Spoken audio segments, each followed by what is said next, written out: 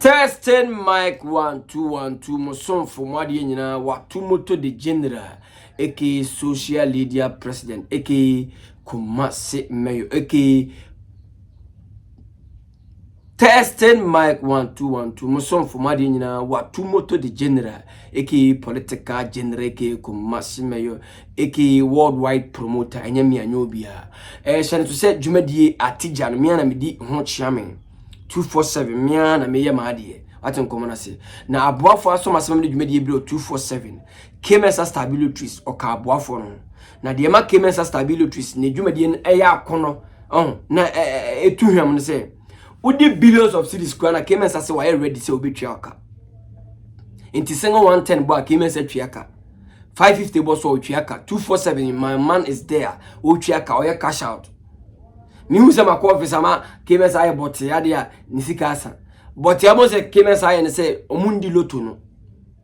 o wa franchu bronco junction na de ma Nkansah vem wo ho nyina ne se o wa kuku da mensa bi o mo hye na chi Mr Adams o kaloto fo no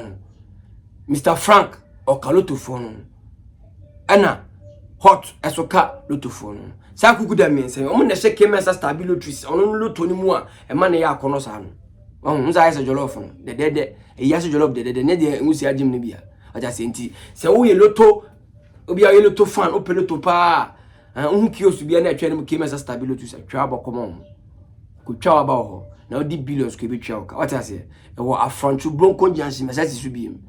Monday to Sunday Nkansah bi na pon oba ko to trailer ho ko to nana ho ko to obo ho Ike bo ho force bo ho Agugura mo fio okobon kura so atwela sa be ka koto ache obon nti Nkansah stability no Nkansah stability no ajibe bi asante region de nyoma nya obi a waja se omo na asoma sene saso na prestige court e ka aboafo no prestige court e wo kokoben new side junction se mo ye boys mo pe baby awako sha mo be fili okay se de mo fili se mo sha party mo she mo ho a eno ne prestige court.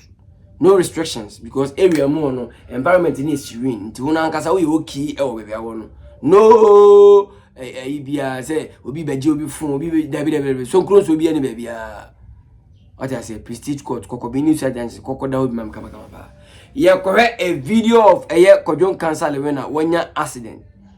unim say ateja dwumadie video mo ne dabi into it nti ye be dabi into Kwadwo Nkansah lewen ne accident na wanya no ene ye because ene na all premier ne movie called country called Ghana ajo komana se ene na all premier on se wi akra de no nti kumase de na ye ne ajo komana se nti video ni mra se Breaking news, Ghanaian comic actor Kwadwo Nkansah will win involved in an accident at Kumasi Amicom.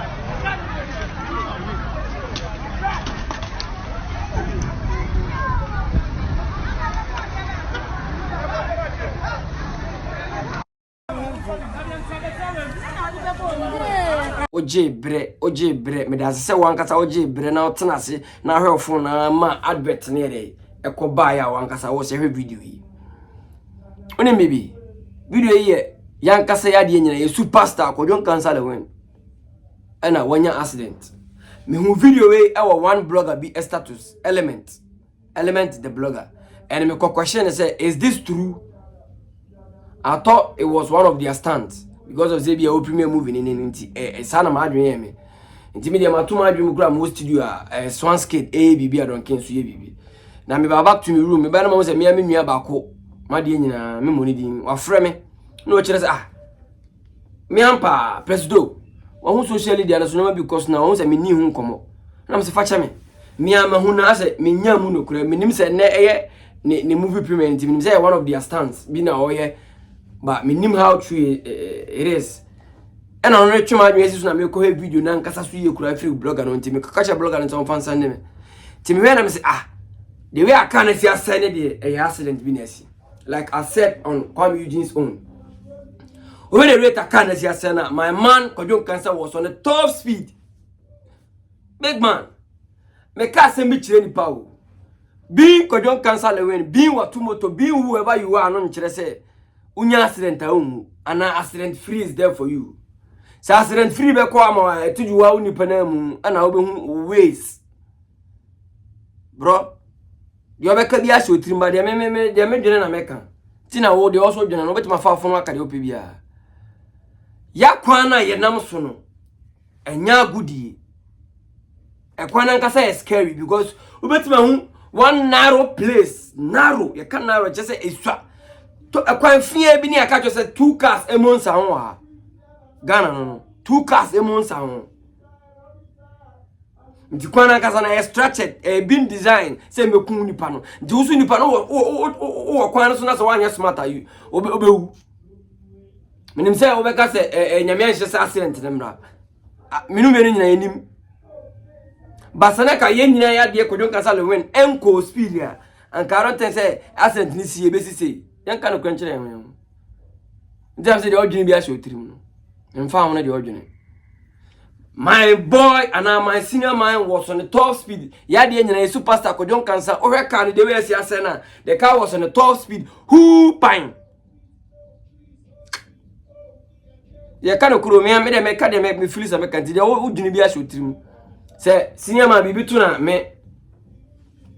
ene na menya film ni ba be kam di ho ni sika o menya e ba be kam sika ho na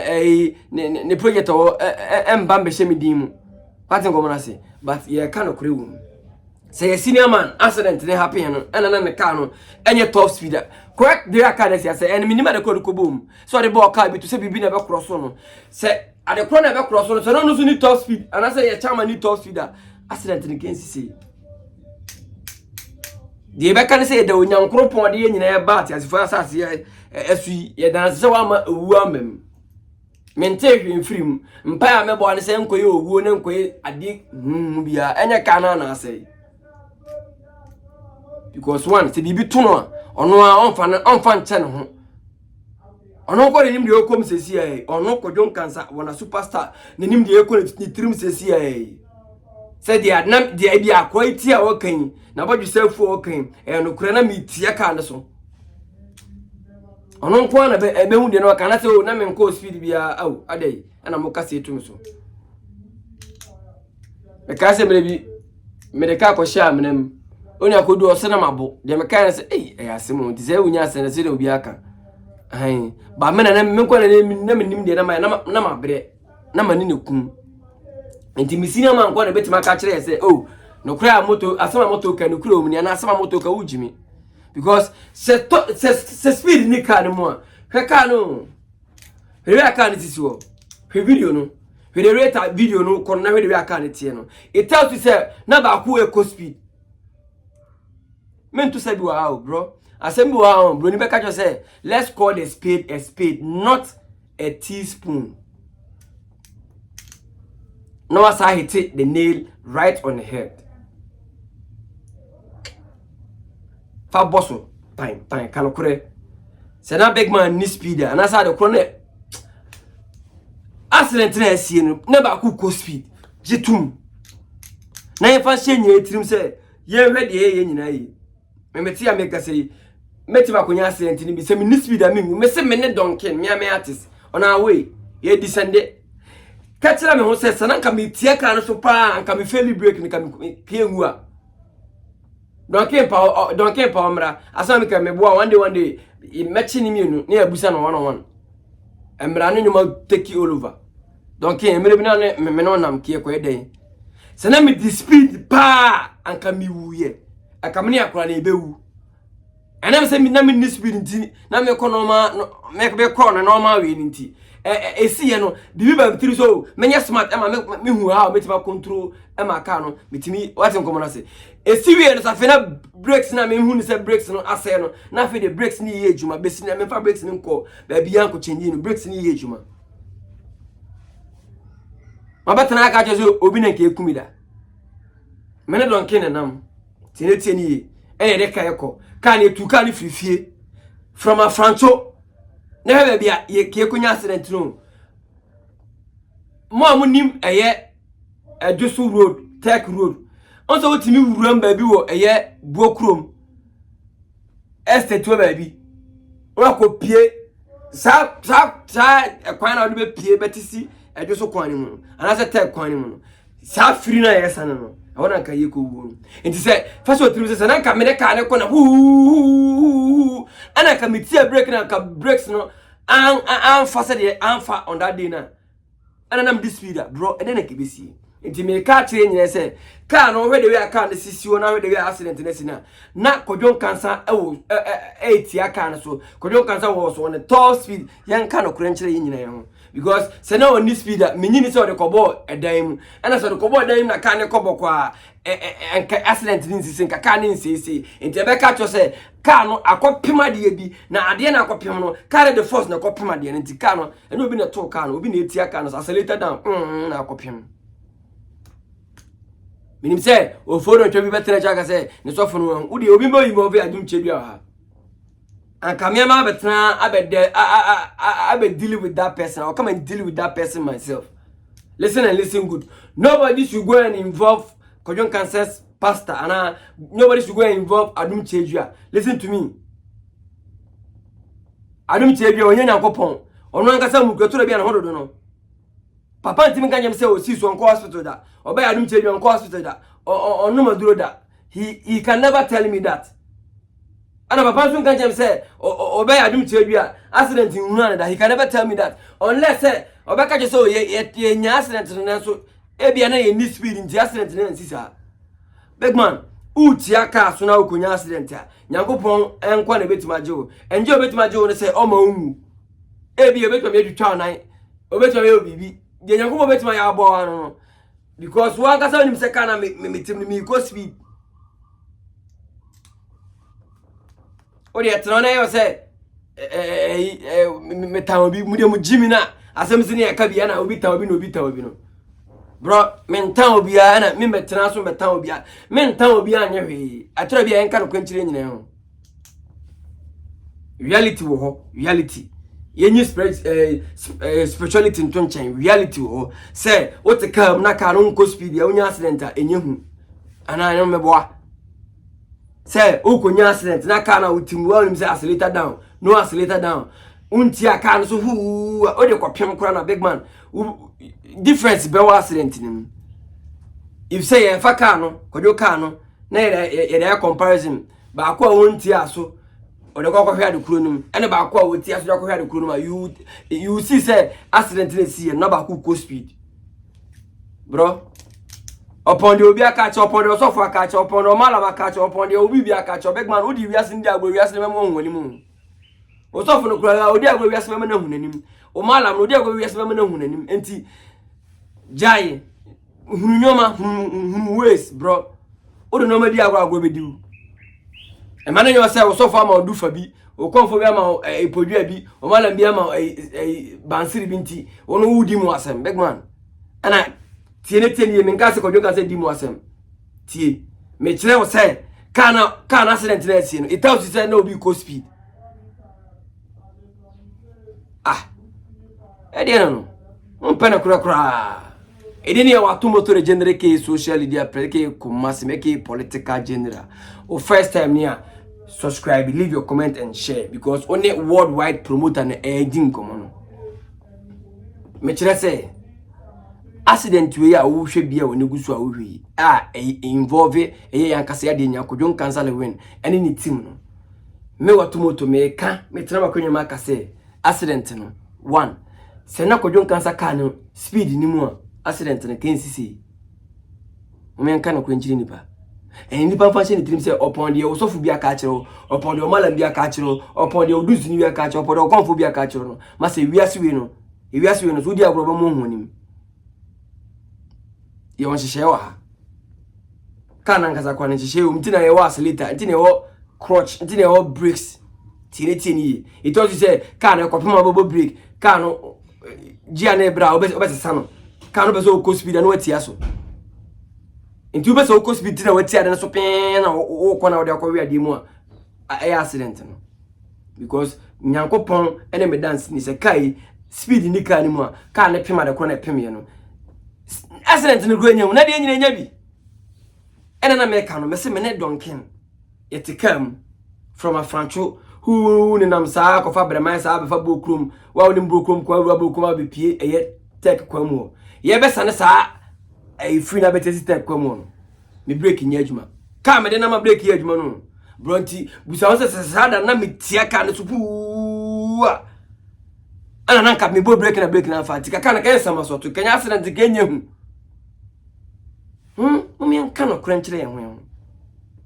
we mi so ba betana no ana amafo be so mu kunu no be so obi an be so be kun obi ahwe tieni nyo obi an ahye accident we wa ba betana be ka kire say accident we abafo bi na ahye nipa bi na ahye be say be bo so no masa ka no speed ni ma tika accident tika se ne be ha nyankopon kra na di enya no afofie wo hwe de we aka na si ase no ite so na ka no speed wo mu tika so ka enyi o ma no tika no mu so ko mu o me fast da ma nyankopon na munya mutobe mi say dia mo be sa mo asem no e be nya mo fo mo be sa tobe no na amafo bi na ahye na amafo be so kunu wo de obi betana be kese ayi kuma wudfo mo de sa sibesima bo bia so no masa nipa wada age say o duty kam na wo ko speed na car no e ko 20 e ko 40 e ko 60 e ko 80 no e ko 90 no masa wonyi so adwene hwe accident no hwe video no masa we video na bia ka se nipa ro tika ne mu tia ka no so ne nipa so tika ne mu bi masa asem sia na se obia emotions na obia ka do pe wo do bi me se obi mbetena obi ye from me no betra se obi ne beso kuko don kasa se mesi ma bo so no masa ne so for kura be kasa se no me yes ade no ko bona sum because no kura bi anim me se we de aka no ka ne sia kwa pema de no ana se obi de be cross kura na ka no speed ni mu a accident ncc dina na me ka che kwa mi se kwa mi munya se obi ne pena kunu no mo we de kwa mi ka ne se test se kwa mi na no di speed no se range over so on tina odi woni mudi animo Kwadwo udi anim kwa mi udi anim mo me nka nche nyine ho me yetere bia mtika ni ma hu na me jimi mete pan me obi ankum me because some me kobo kwa me me move enjoyment am ana me go speed me move dey na risky room bro let's tell ourselves feka ne si wono yi do na odo Kwadwo Nkansah le eto nche na yi tan o tan eto nche say ye wo do say de feka no na ka no kure police for be Jones ya so mo measure hwe bibia they will tell you no kure wasim bro obi antan obi me metie me ntan Kwadwo nyewe me Kwadwo wa yi ni bottom sika ma me da Kwadwo ma ko ni set so ma baby odawo mun nim nyawa Kwadwo Nkansah baby Kwadwo Nkansah da bed oda so sorry fridanim de ma me dae ana me so ayonkofo me ko fa sunsun be kan ho ana sunsun be je da ne boss Tieni me na me kan kra chewo ne me ko Kwadwo Nkansah set so ajabomofo me ko e na aka Kwadwo Nkansah dan anesa hotel rooms ni nasa oda wadawo no nka se Kwadwo ayi wotu abo me say no be say the man woke up from enana wada no e sore e betena se e se sa ne de na no ma o se pie e ka se moto da e da na e me dia this room na me dia ana me kofa susu me dam timentano Kwadwo ma miska no ma de kra me nya adwuma no hye mo ma miska Kwadwo ma mi hu se me sombo ayefa we back banners nyina MC ni e wo testify to asema me Kwadwo Nkansah ba o ma me feel proud enti me metena me ka se mo ne mfa nipa no but the omnie my man was on the top speed are edini wa tomato general aka social media press aka Kumasi your first time now subscribe leave your comment and share I'm out.